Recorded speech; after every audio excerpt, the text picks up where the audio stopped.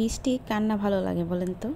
এই যে আজকে অনেক দিন পর অনেক জোরে বৃষ্টি আসলো, আর ওইটাই কিছুটা রেকর্ড করলাম আপনাদের জন্য। আর বৃষ্টিকে ছুঁয়ে দেখার আনন্দ নিলাম, উপভোগ করলাম। যেহেতু ভিজতে পারবো না, ঠিক টাইমে বৃষ্টিটা আসেনি, এই জন্য অলরেডি গোসল করে ফেলেছি। তো কেমন আছেন আপনারা সবাই? আসসালামু আলাইকুম everyone, welcome to my new blog and welcome to my dream world. This is Nadia from dreams colours of Nadia. তো আপনাদের জন্য চলে এসেছি আরেকটি নতুন ব্লগ নিয়ে। আশা করি সবাই ভালো আছেন আর সবাই আমার সাথে আছেন। আর যারা যারা আমার নতুন ফলোয়ার আছেন এবং নতুন সাপোর্টার আছেন, সবাইকে জানাচ্ছি ওয়েলকাম আমার চ্যানেলে, এবং আমাকে সাপোর্ট করার জন্য আপনাদের অনেক অনেক ধন্যবাদ।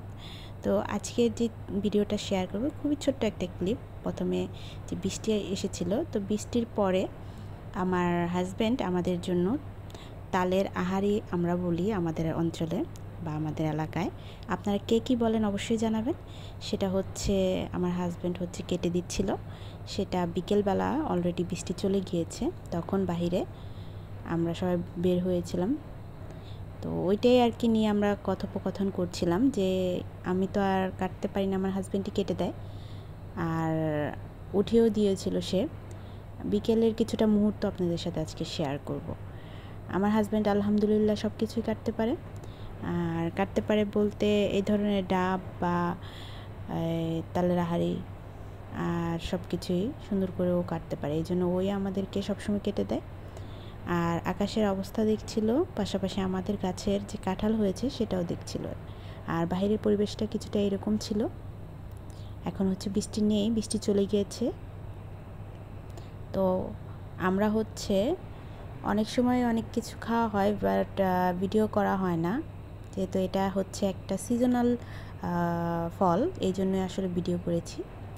তো আমার হাজব্যান্ড কাটার পরে, এটা আমার একটা দেবর, চাচাতো দেবর, ও কাটলো।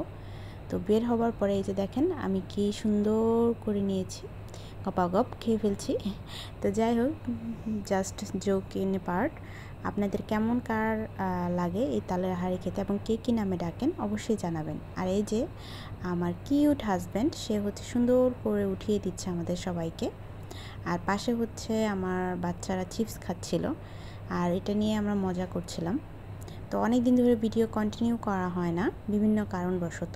আশা করছি সামনের দিনগুলোতে কন্টিনিউয়াসলি ভিডিও দিব এবং আপনাদের সাপোর্ট অবশ্যই পাবো।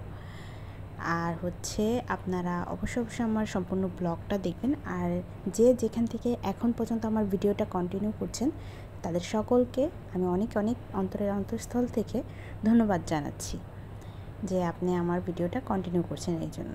তো এই যে আমার ছেলে, ও আমাকে চিপস একদমই দিবে না, ও আসলে দিতে চায় না, সাধারণত বাচ্চারা দেয় না, বাট আমার মেয়ে দেয়, ও আসলে দিতে চায় না। তারপরও আমাকে একটা চিপস দিল।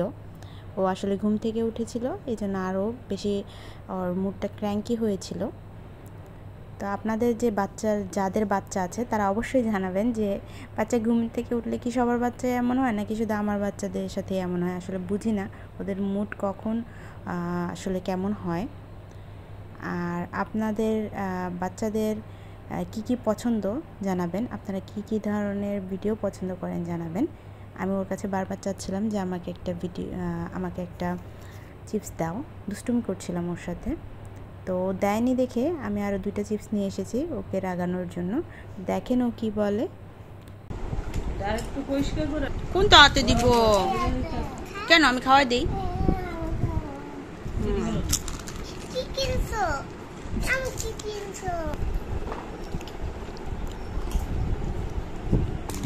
পচা পচা আমাদের চিপস খায়। পচা ছেলে চিপস দেয় না, আমাদের চিপস খেয়ে ফেলে। তোমাকে আরেকটা চিপস দিয়েছি, দাও। এবার আমাকে দাও একটা। তাও দিবা না? তুমি তো আসলে পচা। তোমার একটা আস্তা চিপস দিলাম, বাদন দিতে আমরা। তোমার কিচ্ছু দিব না, দেখো তোমাকে এই চিপসটা কে দিছে? আমি দিছি না, তাও আমাকে দিবা না? একটা দেও। কালকে বেড়াইতে যাব, তোমাকে নিব না। দেখো আমরা ফুচকা খাইতে যাব, তোমাকে নিব না। বাদন ফুচকা খাওয়ার লোভ আমার দিতেছ? হ্যাঁ, ফুচকা খাওয়ার লোভ আমার দিতেছ? আবার কহ বাদন, বাদন খায়া খায় কমায় পরে পরে দেওয়ালা একটা দেও, একটা দিলা তারপর শেষ পর্যন্ত। যাক, তারপরে বাবা তোরে ধন্যবাদ, একটা লোকই তুই। হ্যাঁ, তোমাকে তারপরও নিব না আমি, বুঝছো? ফুচকা খাইতে যাবো যে তোমাকে নিব না, আমি তোমাকে নিব না। তারপর আমরা নৌকা চড়বো, তোমাকে নিব না।